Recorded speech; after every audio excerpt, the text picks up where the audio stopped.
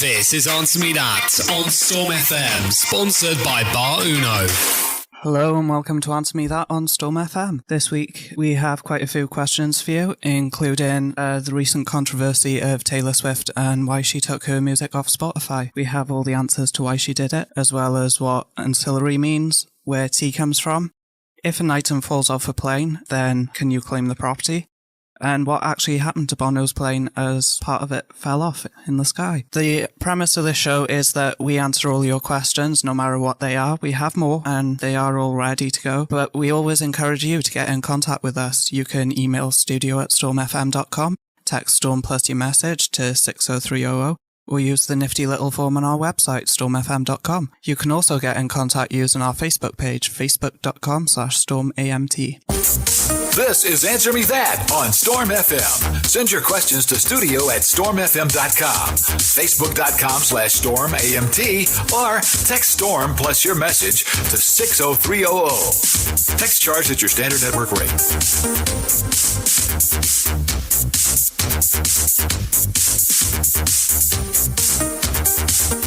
Now, every Monday, Storm FM Executive has a meeting to discuss what we've done for the week and what we'll do for the next week. And just after that, I come over to the studio to do a bit of work and cut down the show from the week before to go out into a podcast feed and onto a YouTube channel, which you can listen to at any time if you miss our shows. During that time, when I was in the studio, there were 2 shows going on, which I had a bit of a cameo on. So I'd just like to give a shout out to Mishmash Mondays with the B team. That's Mondays at 7 o'clock, and Bygone Beats, which is also on Mondays at 8 o'clock. So if you get a chance, tune into them, tell them how great they are, and tell them they have to come on my show so I've got someone to talk to. So now that I've done the pleasantries, it's time to get on to one of our first questions, which is, why did Taylor Swift pull her music from Spotify? The reason she's been quoted as saying is, streaming is a grand experiment, but I'm not willing to contribute my life's work to an experiment. I don't feel rightly compensates the writers, producers, artists and creators of music. On the top of it, that seems a pretty decent reason to pull your music off a streaming service. But Daniel Ek, the CEO of Spotify, has actually said they've paid out £2 billion in royalties this year. And at least £6 million went to Taylor Swift's company for her actual music, Big Machine, which is her record label. Now, since pulling her music from Spotify, she's actually sold 1.3 million copies in 1989, which was her first record, which she didn't want to put up on the service. Before then, she didn't seem to have any worries. Now, Scott Borchetta, one of the heads of Big Machine, actually requested that Spotify could keep the music, but they'd have to have it on the premium paid-only service, which Spotify said no, because whether it's the paid service, which is £10 a month, or the freemium service, whereby you have to listen to advertisements every so often, they still get the money and they still get the same royalties, so there's no point in doing it, really. And there's also the fact that Taylor Swift's music is still on Audio, which is sort of a similar service, which finds the streams of the music and will connect you to them to listen to legally for a set subscription. Can't quite remember that off the top of my head, the price. Her music is also on YouTube and going to be on YouTube's new service, Music Key, whereby you pay a subscription and you don't have to listen to the adverts again. It seems a bit stupid just pulling it from Spotify. And the real reason is that contracts which are written up in the music industry do not cover digital distribution or streaming very well. So the artists very often lose out on the money, and there is a lot of money changing hands, but it's just not going to the artists. So that is, in a nutshell, why Taylor Swift pulled her music from Spotify. She is making a hell of a lot of money since she's done it, but she was beforehand, and there's all those people who only listen to her through Spotify and now not going to discover her music, or at least her new music, so what was the point? Anyway, now we're going to have a short question, because we've got a few asking either the etymology or the meaning of a word. So our first one, which I'm guessing has come from a law student as it was in a recent law lecture, is, what does ancillary mean? So ancillary basically means something which is secondary but is necessary for the primary thing to exist. So like in organizational structures, it could be a vice president or something like that. It's something which supports a primary part of an organization or system. This is Answer Me That on Storm FM. Send your questions to studio@stormfm.com, facebook.com/stormamt, or text Storm plus your message to 60300. That's right. Don't forget to get in contact if you've got any questions today or if you have anything to add to any of our answers. Before we get on to our next question, which is if an item falls from a plane onto your property, does it then belong to you? I think we should discuss what happened to bring this question up, which was a hatch had fallen from Bono's plane as it was coming into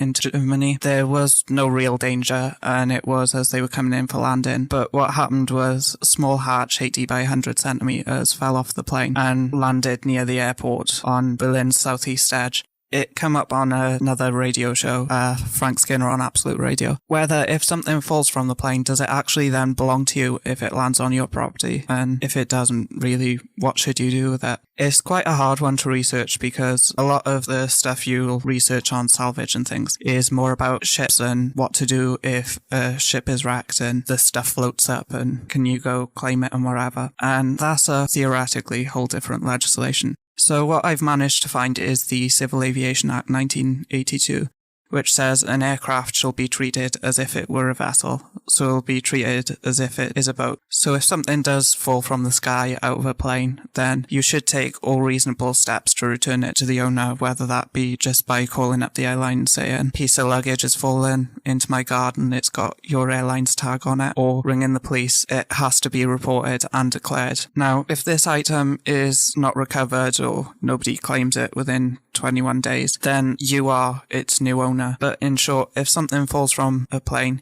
you have to declare it, you have to make sure the authorities know about it. And if it has an airline tag, you should probably call the airline and tell them as well. It's a bit different with parts of a plane which fall off because that usually requires quite a big investigation by people like the FAA and the CAA, because what they are is the Federal Aviation Authority and the Civil Aviation Authority. Now, every country in the world has its own version of these, and if something goes wrong with an aircraft, whichever country that plane is in, and its originating country, and sometimes the country which built the aircraft, have to investigate what went wrong and what can be done to stop it happening again. So in the case of Bono's plane, it was probably during maintenance someone either didn't tighten the hatch enough, didn't close it properly, or the wrong kind of bolts were used. There was actually a case years ago now where a small commercial jet was flying and the window fell out. The pilot was sucked out and was hanging on by the steering column, and all that happened because instead of actually looking at the measurements of the bolts, they got the bolt and felt for one which felt of a similar size, and it wasn't quite, it was a couple of millimeters off, and because of that the window fell out, the pilot was sucked out, and it caused all sorts of devastation. Nobody was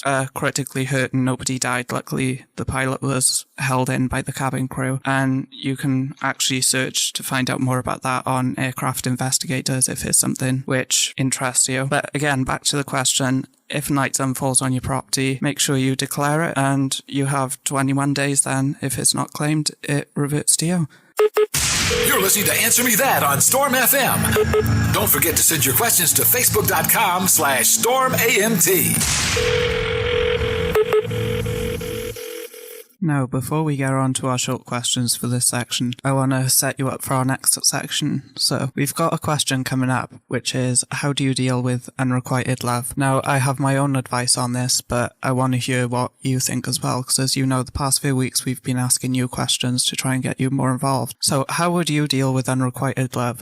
To answer this, email studio@stormfm.com, text Storm plus your message to 60300, use the nifty little form on our website, or go to facebook.com/StormAMT and tell us there. The first question I'm going to answer in this section is just a short one, which is, what does faux pas mean? Now, faux pas is the French for false step, and it originated in the 1670s, and it basically means a breach of good manners or an act that compromises reputation. So if you do something really embarrassing or say something extremely stupid, which I'm sure we've all done at one point or another, I know I have even on air. So a faux pas is basically doing something silly or saying something before you think think about it. So if you engage your mind first, hopefully you'll avoid any faux pas. We try our best on this show, even though we did have one the other week where we played a song with swearing in by accident. Our next question is, where does tea come from? Now, I thought this would be a boring one, but I did go on the BBC website and find quite an amusing little video on where tea comes from and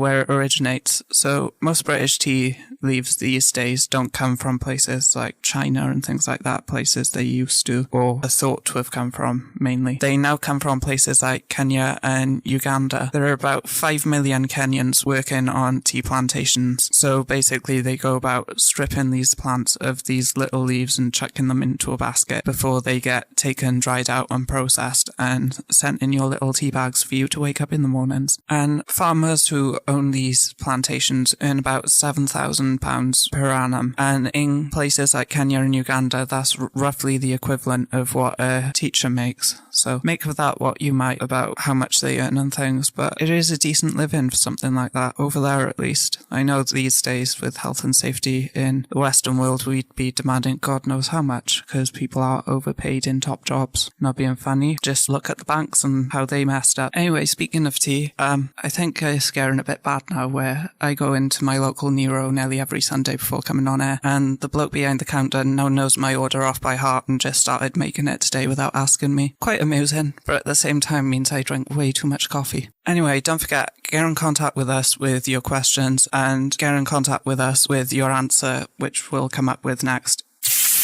This is Answer Me That on Storm FM, sponsored by Bar Uno.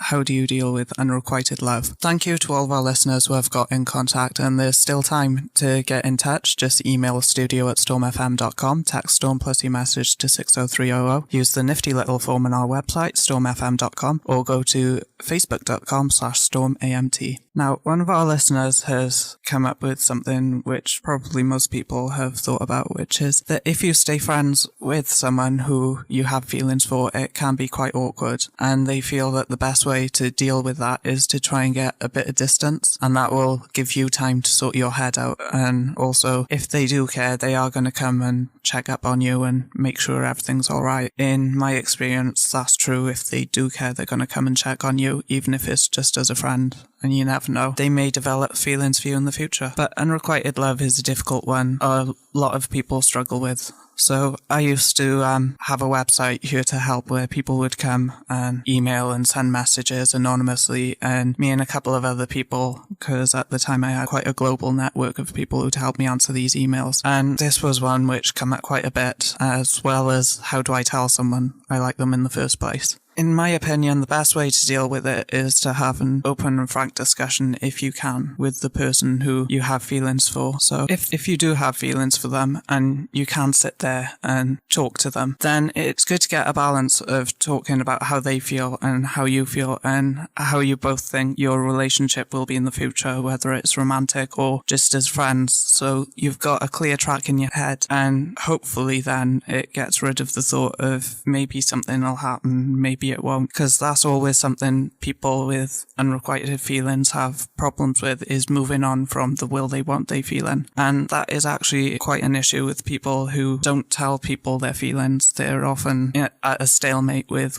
should I tell them if I like them, and what would they say in response. If you don't say anything, you're never going to find out how they feel. If they don't feel the same, there's always the possibility of staying friends, and if you feel too strongly, obviously that's not an option. Because I've had it in the past where friends have liked each other and they found it awkward at first once they revealed their feelings to be around the other one.